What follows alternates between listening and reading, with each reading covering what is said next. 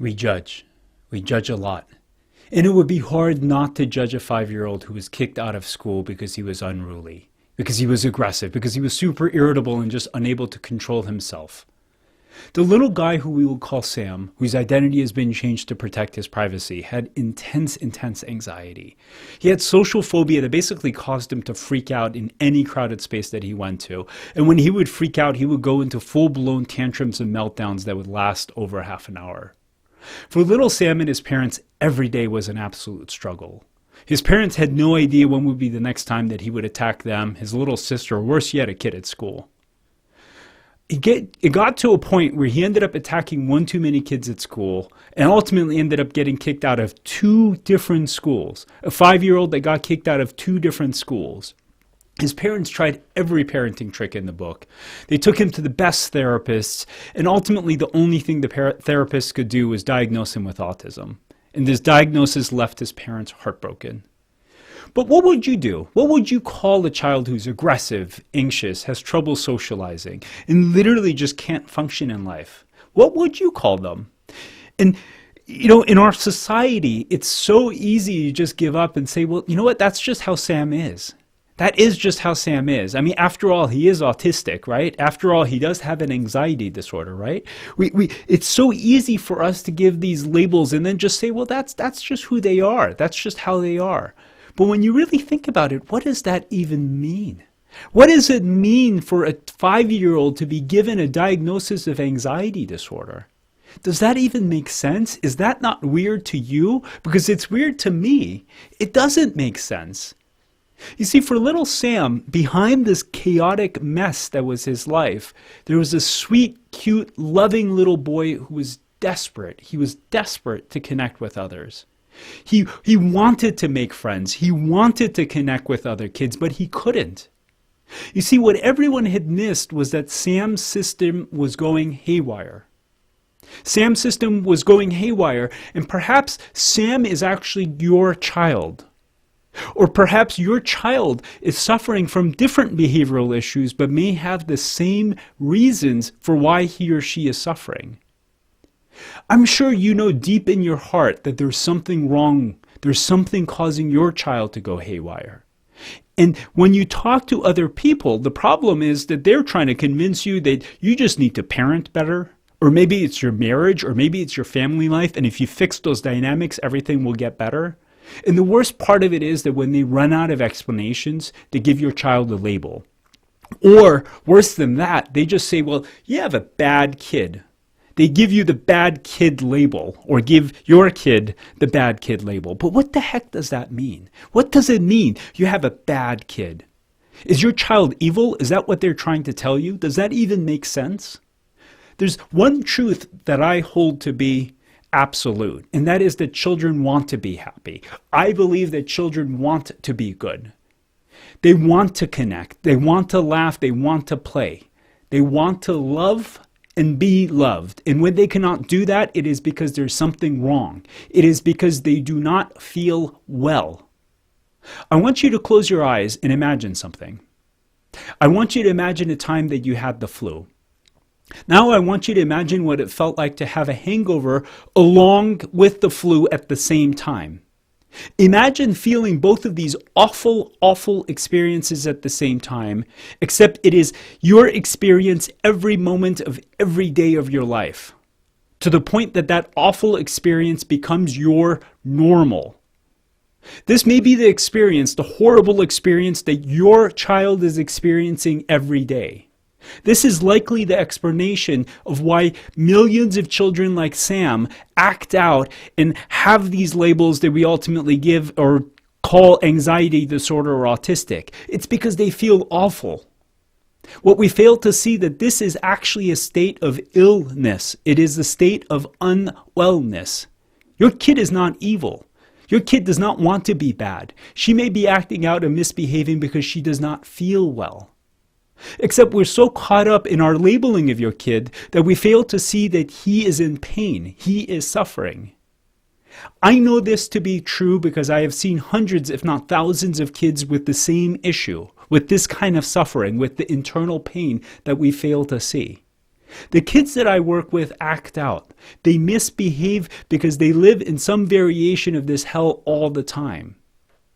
I also know that this is true because I lived and experienced this hellish, uncomfortable experience for a good part of my life. I know what it's like to be Sam. I know what Sam's experience is like because I was a Sam. And who in God's good earth would expect a child to be happy or well-behaved or balanced when they feel like this? If this was your normal experience every day, wouldn't you be anxious? Wouldn't you be irritable? Wouldn't you be aggressive? Wouldn't you be emotional? Wouldn't you be autistic? What if your daughter's nervous system is going haywire, except she has no way to tell you how awful she feels? Kids can't articulate what they're feeling inside, so what do? They act out. But what if he desperately wants to be good?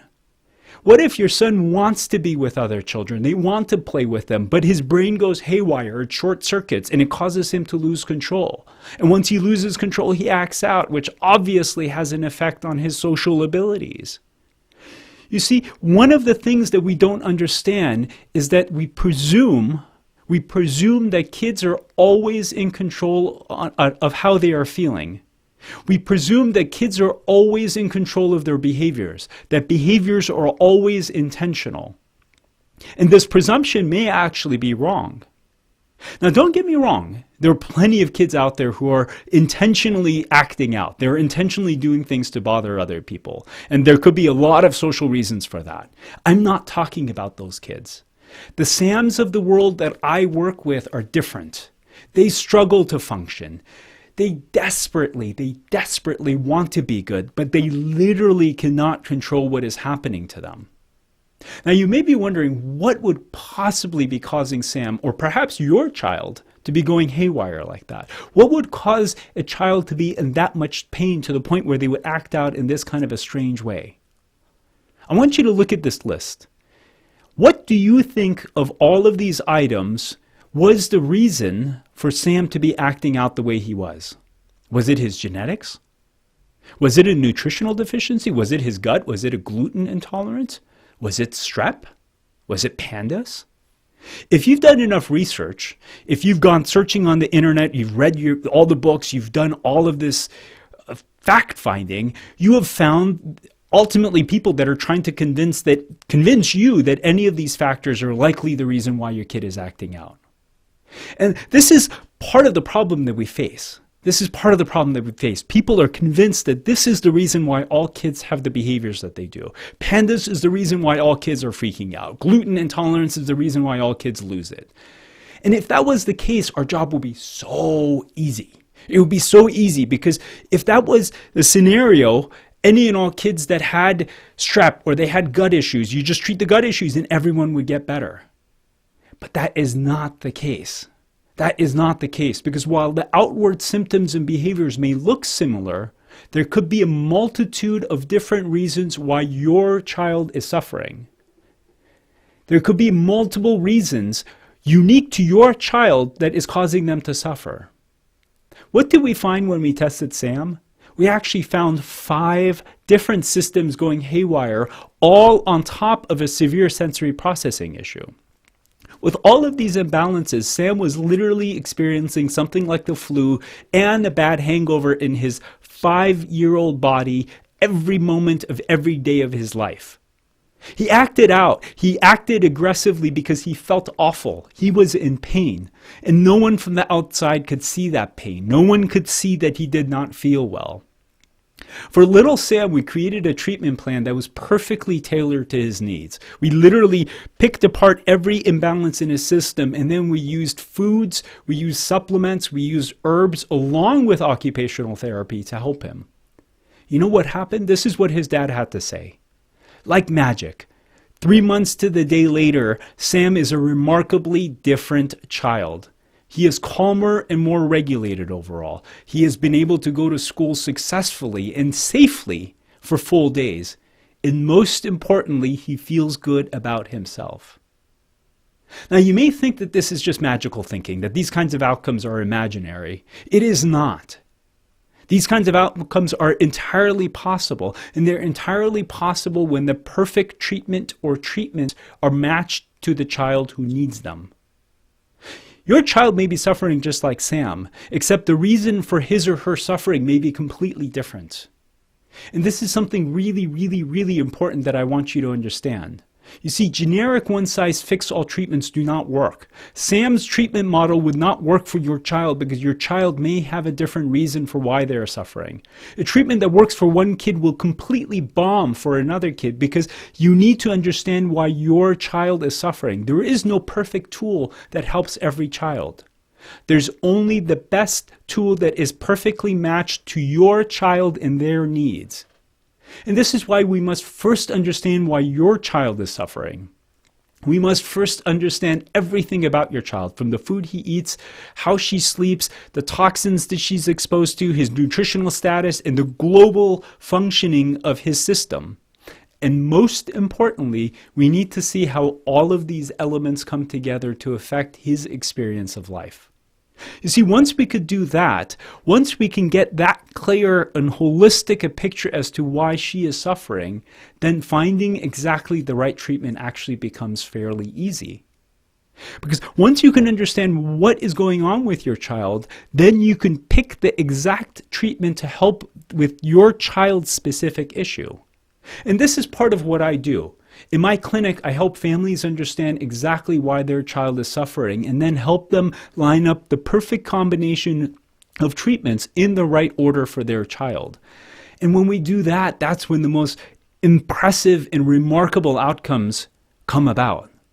And this is what Wholistic Minds can do for you. It can help you understand why your child is suffering and what steps you need to take to help them heal. I want to help you help your child reach their full potential. I want you to help your child become the future scientist, artist, innovator, doctor, whatever they want to be. I want your child to live a life that is happy and joy-filled. And I want them to not grow up into the adult who has only known pain and suffering. This is Dr. K, and please join me in Wholistic Minds. Let's work together to create the healing of tomorrow. Let's change the conversation and help your kid and the millions like him or her around the world become free of suffering.